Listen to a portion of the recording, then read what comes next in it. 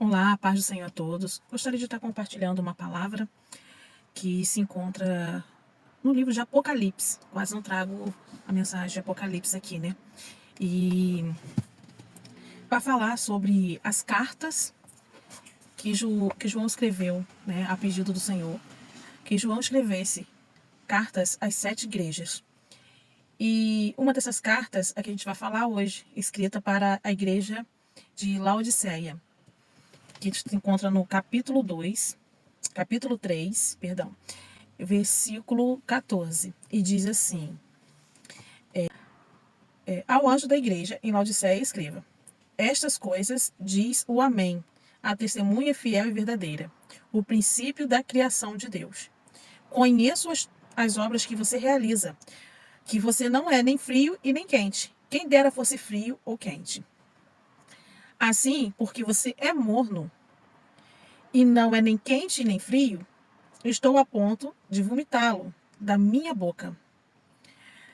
Você diz: sou rico, estou bem de vida e não preciso de nada. Mas você não sabe o que é infeliz, sim, miserável, pobre, cego e nu. Aconselho que você compre de mim ouro refinado pelo fogo para que você seja de fato rico. Compre vestes brancas para se vestir, a fim de que a vergonha de sua nudez não fique evidente, e colírio para ungir os olhos, a fim de que possa ver. Eu repreendo e disciplino aqueles que amo, portanto, seja zeloso e arrependa-se. Amados, um ponto importante desta carta aqui, que me chama a atenção, é que o primeiro ponto é que Deus, ele diz, Jesus, ele diz assim: conheço as tuas obras. Nada passa despercebido aos olhos do Senhor, né? Ele sabe a obra que cada um tem feito. Ele sonda, ele esquadrinha os corações, né? Por mais que as pessoas possam aparentar ser a uma coisa, o seu coração e seu íntimo, o Senhor, ele conhece. E aqui estava tendo uma denúncia a respeito das obras daquela igreja de Laodiceia, que ela não era nem quente e nem fria, era morna. Esse ponto em que eu quero entrar, né? Mas o que me chama mais atenção nesse texto aqui é que essa denúncia aqui que o Senhor faz, que diz assim, no versículo 17: você diz: sou rico, estou bem de vida e não preciso de nada. Essa é uma declaração muito forte, né? Algumas pessoas, elas fazem essa declaração: sou rico, estou bem de vida, não preciso de nada, nem mesmo do próprio Deus. Mas, na verdade, não é bem assim. E olha só o que o Senhor fala: mas você não sabe que é infeliz. Sim, miserável, pobre, cego e nu. E aí, no versículo 18, traz um conselho, faz um aconselhamento aqui. Ele diz: aconselho que você compre de mim, ouro refinado pelo fogo. O que seria o ouro refinado? O que simboliza o ouro refinado? Aqui não está falando de um ouro refinado, um ouro físico, mas essa é uma metáfora, né, que vai falar de justiça, de caráter, né, formado. Simboliza, né, a fé do cristão. Quando o cristão ele, ele começa a seguir o caminho do Senhor, ele passa pelo crivo das provações, né? Que é como o Senhor, é como o ourives faz com o ouro, né? Ele passa pelo fogo, né? Pela purificação, para tirar as impurezas, né? Então, nós também, quando caminhamos com Deus, nós passamos pelos crivos das provações para testar a nossa fé, para forjar a nossa fé e nosso caráter em Cristo. E é isso que o Senhor, ele fala aqui: compre de mim o ouro refinado pelo fogo, para que você seja de fato rico. Então, a maior riqueza que tem é você passar pelos crivos das provações, ser testado, ser provado e ser aprovado. Esse é a maior riqueza que pode se ter. O segundo ponto que fala aqui do aconselhamento é que compre vestes brancas para se vestir, a fim de que a vergonha de sua nudez não fique evidente.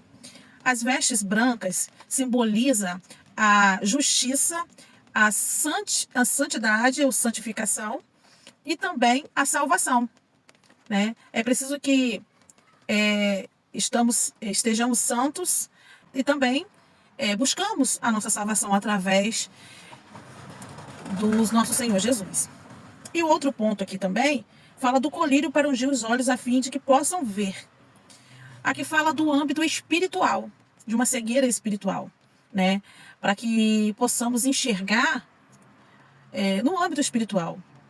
Não nos apegarmos às coisas físicas, às coisas terrenas, às coisas desse mundo. Porque o que importa são as coisas espirituais, as coisas que estão por vir. Para onde iremos?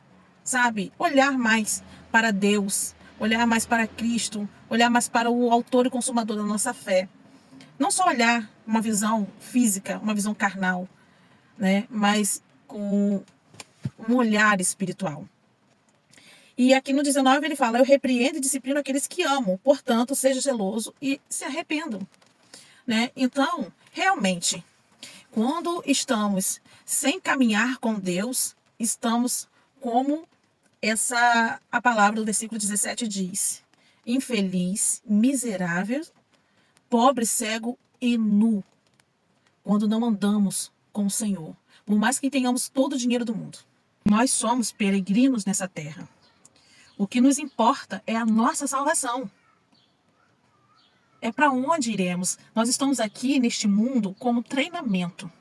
Estamos sendo treinados, estamos sendo provados para que a gente venha viver e reinar com Cristo na eternidade. Então, não temos nada nessa terra. Nu viemos ao mundo e nu voltaremos ao mundo. E nada iremos levar.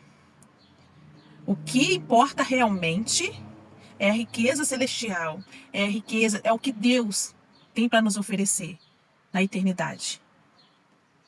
É buscar nos santificar, buscarmos estarmos aprovados diante de Deus, obedecer às leis e os mandamentos do Senhor, os preceitos do Senhor, e viver uma vida que agrade a Deus, amando Ele sobre todas as coisas e amando o próximo como a ti mesmo. Porque sem amor, ninguém vai, sabe? Ninguém vai subir. Sem santidade também ninguém verá o Senhor. Então são coisas essenciais. A santificação é essencial para o cristão ver o Senhor. É preciso, é necessário aceitarmos o Senhor Jesus como o único suficiente Salvador nas nossas vidas, andar em santidade, renunciar ao pecado, se arrepender. E olha só que interessante que fala aqui no final. Eis que estou à porta e bato.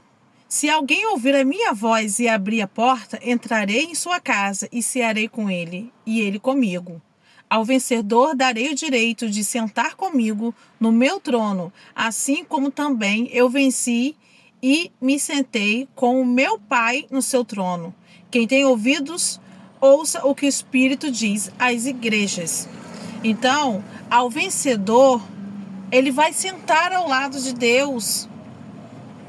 Mas para isso tem que lutar, tem que vencer o pecado, né? E o Senhor está falando: eu estou à porta e bato. A porta do seu coração. A porta do nosso coração, ele está aqui batendo todos os dias. E quem abrir, né, ouvir a voz dele e abrir, ele vai cear. Ele vai ter comunhão. E é isso que realmente importa. O resto é resto. Aceite o Senhor Jesus como o único suficiente Salvador da sua vida. Ainda há tempo. Enquanto há vida, há esperança. Que Deus abençoe.